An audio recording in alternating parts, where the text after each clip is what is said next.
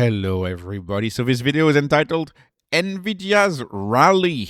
Nvidia is up this morning quite a bit, up 6%, and it is up mostly in my view based on an outlook, a revenue growth outlook for fiscal year 2027 of 70% revenue growth. Keep in mind, the analysts had the growth in between 55 and 60%, and they're guiding for 70% revenue growth. Of course, this is all over the media. This is the very big news, and this is why the stock is up 6%. And Nvidia also dropped some names. I'll get to that in the video. Up 6% in pre-market, $225. We'll see how high it actually goes. I would argue this move of up 6% is not enough, and I'll show you why in a second. But first of all, we need to talk about the earnings drop yesterday, and when they dropped the earnings, right, when they released the news, and it was so predictable. Nvidia dropped more than 4%. But it dropped that for like seconds. And to me, this is fishy. To me, this is just stunning how Wall Street had decided that the stock was going to drop 4%. And maybe if you had a terminal somewhere in New York City in a good location, you could have gotten the shares on the cheap. But the truth is, it didn't stay down 4%, not even a little bit, right? It rose back up because those earnings were so good. Those earnings were absolutely stunning. If you look at all of the numbers, well, it's simple. I mean, we're growing at more than 100% from a year ago. And Nvidia made it clear on the call that they would probably grow at least that, if not more, if they were not supply constrained, which is why they're guiding they're guiding 70% for the first time, because for the first time they can see that their supply is going to constrain them in their growth. So that's why they're guiding that. But if you look at all of the metrics, all of the numbers, everything is up. You have nothing negative. Whether it's gross margin, whether it's income, everything, net income, everything is up. Earnings per share is up. Revenue is up. Everything is up. You have nothing negative. So the stock, even though analysts, I remember last year, the analysts were guiding for 50% growth. No, it didn't grow 50%. It grew 106% revenue, not 50%. So the analysts have downplayed this name for quite a while, and I've updated my spreadsheet. Now, this is the stunner. I think this is what is stunning to me.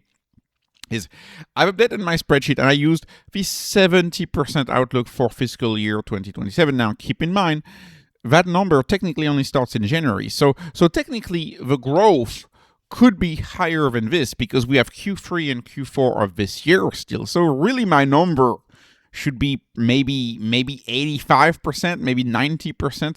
But for the sake of simplicity, and I might change it later, but for this video, for the sake of simplicity, I'm using 70%, but because that's the big headline of the day. If I use 70%, I updated the numbers here, I updated the margin, didn't update the cash. I need to update that, but my software hasn't really updated that yet, so I'll update that later. The point is, for the first time, I'm seeing Nvidia's valuation as now cheaper than Facebook. Cheaper than Meta. So even though I've been saying Meta is the cheapest Mac 7 at 209, if Nvidia trades at 209, which it's not, by the way, but my spreadsheet needs to update, but the market is not open. So when it opens, Nvidia should be roughly the same valuation as Meta in my book, which of course makes Nvidia much more appealing because the rule of 40 at Nvidia is a stunning 135. But right now at 209, Nvidia is cheaper than Meta. This is crazy to me in the way I analyze stocks. Like you have the leader of the 21st century revolution, the leader of the revolution of, I want to say our generation. I don't know which generation you're from, but it's not just my generation. It's probably the leading company of like 3 or 4 different generations put together. That leader is the cheapest of all of the Mac 7. To me, that is absolutely stunning. The market just refuses to give a big enterprise value and a big valuation to Nvidia because the market seems to believe that $5 trillion is already enough and is already too much. But if you don't do that, you're going to have a company that's going to be trading, I don't know, at a 15 PE or a 10 PE if eventually the market doesn't update the $5 trillion enterprise value of a company. So that's going to have to update if this company keeps growing, right? I mean, if you take $300 billion, you add 70% to that, you get very quickly to the $500 billion. And then what's the ratio that you have to put on that? So anyways, this is stunning. The growth is stunning. This company is the absolute leader in AI. Everything's built on CUDA. The rest, the other models,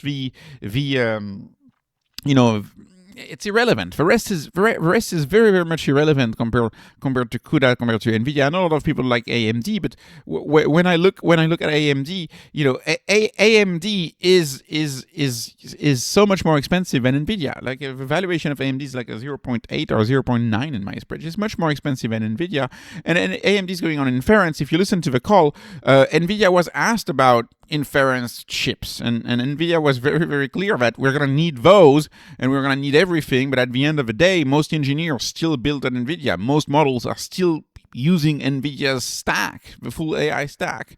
So anyways, it's a must listen. The call is a must listen.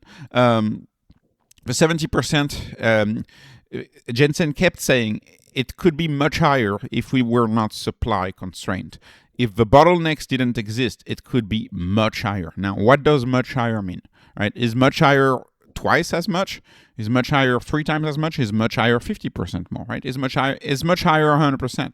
I don't know what that means. But if some of the supply bottlenecks are to be addressed, perhaps they could grow more. And this is why Nvidia is investing a lot of money in infrastructure. Another point that really gave me a lot of confidence about the future of AI, and I think should give a lot of people confidence about the future of AI, is that we've reached a tipping point where agents use AI more than humans. Agents use AI more than humans, right? Jensen was saying something like the average agent requests from AI are like 50 times higher than the average human. So agents request AI much more than humans. And that's a tipping point, which means that the use of AI and the use of compute is actually going to go up exponentially. And then Nvidia talking about its own ecosystem, of course, they invest a lot of money in buybacks. Now, I'm usually not a big fan of buybacks. For example, Apple doing buybacks, I absolutely hate that because Apple is super expensive, so I don't like it. But Nvidia, I don't have a problem with buybacks because I find the company the cheapest Max 7. I find it the most undervalued Max 7.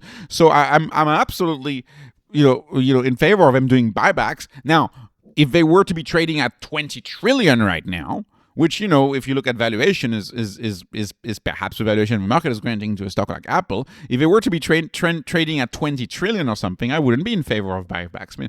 But buybacks is all about whether you think the stock is undervalued or not. And clearly, in my view, I think Nvidia is undervalued. So buybacks are accretive in that case. Dividends is just for fun.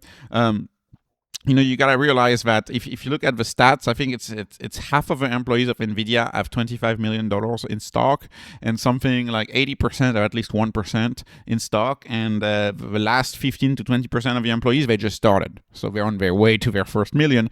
And of course, you can't really sell. So if you can't really sell, because you don't want to pay the capital gains, especially if you live in California. So because you can't really sell, what do? You need dividends. So the reason why they do dividends is I think they have a lot of employees who rely on these dividends, and Jensen, of course, and the execs rely on these dividends. So that's the main reason, to get cash flows in the hands of execs. So dividends are fine, and then they invest a lot of their cash. I mean, think about how much cash they're gonna make. Take 300 billion times 75%. That's your gross margin. That's all the cash they got, right? EBITDA is a little lower, but remember the delta here goes towards a lot of these investments, right? So the investments are what they have all sorts of investments. We have strategic ownerships. They pay dividends, like I said, but they have a lot of ownership in the supply chain. We know, for example, they own 2% of Nebius. They own, I don't know how many, 2 billion. They own a stake in all of the supply chain of the ecosystems. How many companies in the ecosystem got $2 billion from Nvidia? That's a lot of companies. That's a long list. They're investing in those companies, and they also, this was under the radar, but a few months back, they also announced a grand plan to invest $500 billion in the supply chain, especially in the US, and investing in AI infrastructure. And they also spend a lot of time talking about this financing program And what's happening is that the GPUs are becoming more and more financeable, because while people thought GPUs would drop in value and lose value right away, what we found is the actual opposite, that the useful life of GPUs is actually longer right now than what we initially anticipated. And the CEO and CFO, right, so Jensen and Colette said that multiple times on the call, NVIDIA GPUs are fungible.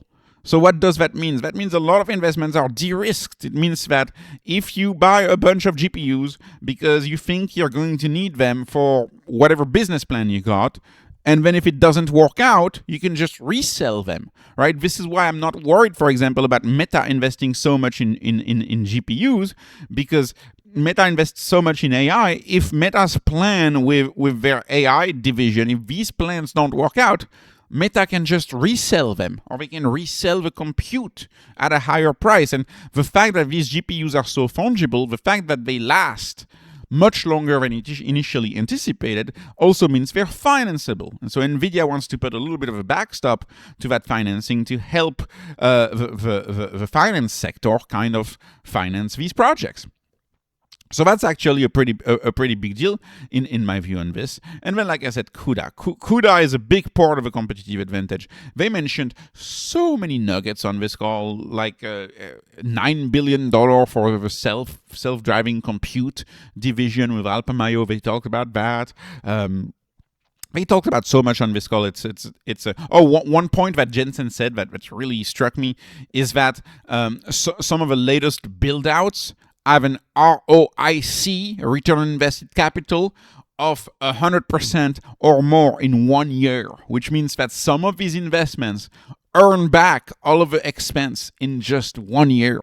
So that's a heavily financeable story here, this GPU story, this NVIDIA story, this AI build-out story. And, that's also perhaps what's giving issues in the macro, is that a lot of these financing schemes and deals, they're competing against U.S. Treasuries, because even you got to ask, there's a bunch of new debt coming onto the market competing against U.S. Treasuries. So this also could have an explanation as to what Scott Bessent is doing and the buying back of the long-term treasuries, etc. Anyways, this is a little off topic. But anyways, let's go back to another point of this video, which is AI plays. Jensen made the joke that figure out who he's going to dinner with. Like if you figure out who's going to dinner with him, their stock is likely going up the next 2 days. So that's kind of the joke that he made. But he also mentioned multiple companies by name on the call. So one of the first companies he mentioned was SpaceX/xAI, right? The big Elon Musk consortium.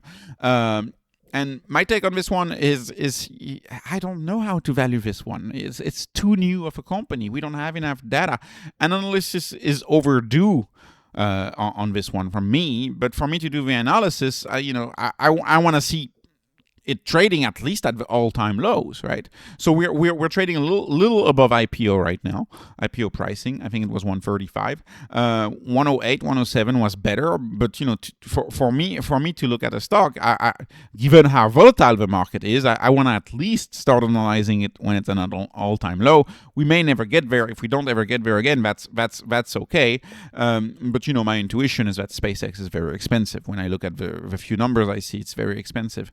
But the opportunity is also perhaps one of the largest growth runways ever. Find it interesting that when they announced yesterday that big investment in Louisiana, $100 billion, I found it interesting that the market is not freaking out about CapEx over this. Perhaps it's too far out in the future. But anyways, so SpaceX was mentioned by name.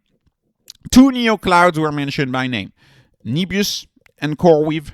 And there was another one, Nscale, and he also mentioned a few names. Like he mentioned Yotta. So Yotta, I looked up Yotta in India. Yotta might be interesting to look at via a company called Gorilla. I don't know if you've seen this company. If you read the call of this company, they keep talking about Yotta and their Yotta partnership. So Nvidia mentioned Yotta on there, but Nvidia and Nebius are some of the big names that they mentioned. And of course, these are Nvidia's investments. And of course, indirectly, Nvidia bought compute from IREN, so Nvidia also invested in IREN, and people will be quick to point out, oh yeah, well my company was not mentioned by Nvidia, and this is what I'll say here.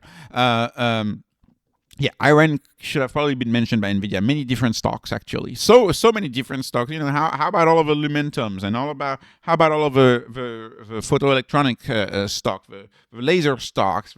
So many stocks could have been mentioned by Nvidia. The problem is that call was relatively short. This is not a MSTR. This is not a strategy call that lasts 2 hours and 50 minutes with questions with analysts. This is not that type of call, right? Nvidia's calls tend to be pretty short and very information dense, but you can see Jensen mentioning Nebius and Nebius and CoreWeave by name means that these stocks just go up, and IREN is going up because all these stocks trade at a basket. So that's my take on this. Nebius, of course, is my favorite in the sector. The problem is that I find Nebius more expensive than either CoreWeave or IREN. CoreWeave, I think the growth is too small. IREN, I think the delta between those two as far as valuation goes is too high. And anyways, two other things were mentioned, and Nvidia didn't really call them by name, although an analyst talked about OpenAI by name, and it was in response to that analyst who talked about OpenAI by name, talking about the Frontier AI Labs. And Jensen was saying their only regret is that they did not invest more. And he was calling these two Frontier AI Labs, being OpenAI and Anthropic, as to be some of the largest companies of the next era, right? And of course, these IPOs are coming up, especially Anthropic. OpenAI, I think most people now say OpenAI is coming up in 2027, but at least Anthropic is coming up. And Jensen saying, well, this could be some of the biggest IPOs of all time, and this could be some of the largest companies of our generation. And when you ask AI, it's true that Nvidia owns about 3% of each. So that's why Nvidia says their only regret is that they didn't invest enough. And on this channel, I very much like Zoom as a proxy for Anthropic. Now, I might be the only one on this one. I know a lot of people don't see Zoom as an opportunity for there, but to me, Zoom has an enormous margin of safety. They're sitting on a bunch of cash. The business is cheap as it is, and on top of that, you get a stake of Anthropic under 1%. We don't know exactly the size of the stake, but I think 0.9 is reasonable, maybe 0.8 if you're very bearish. We don't know the size of a stake, but Anthropic invested very early. Zoom invested very early in Anthropic, and they own a big stake relative to their market cap. So to me, that's how I would do it. Now let's be very careful with proxies. So many companies are proxies and don't pan out. I'm thinking about some of the SpaceX proxies right now who didn't see the rise they should have seen. So the market continues to be crazy, as evidenced by Nvidia dropping 4% at open on these results, and also of course as evidence with Nvidia being the cheapest of the Mag 7, which is crazy. Nvidia the cheapest of the Mag 7. And lastly, I'll conclude with OpenAI. So, of course, OpenAI, a lot of people debate OpenAI, but the truth is it's still one of the major AI labs. And when I look at the comparisons, they still stack up and compare models from Anthropic to models from OpenAI. So OpenAI in many ways reminds me of Microsoft. It's like a lot of people really dislike Microsoft. They don't want to work with Microsoft, but you don't have a choice but to work with Microsoft, and that's just the way it is. And I think OpenAI is a similar situation. Is a lot of people may not like OpenAI and what it stands for, and there's all sorts of reasons as to why one would not like OpenAI. But at the end of the day, you don't have a choice because they're the leader. They're one of the leaders, and so sometimes there's products you have to use, and you may not always be a fan of a company, but you still have to use those products. So, and I suppose that if someone wants exposure to OpenAI, I suppose I've said that before, but to me, Microsoft might be the best play, right? Because they own such a huge stake in OpenAI, they have such a huge partnership, but Microsoft is super expensive in my spreadsheet. Yeah, I don't have it on there, but it's very expensive. Microsoft is an expensive stock, much more expensive than Nvidia. So Nvidia might be the simplest, easiest play in this market as far as valuation goes. But anyways, this is not investment advice. This is not financial advice. This is only entertainment. I'm hoping you were entertained. Please like, please subscribe, follow me on Patreon, follow me on X. Thank you for watching, and have a wonderful, wonderful day.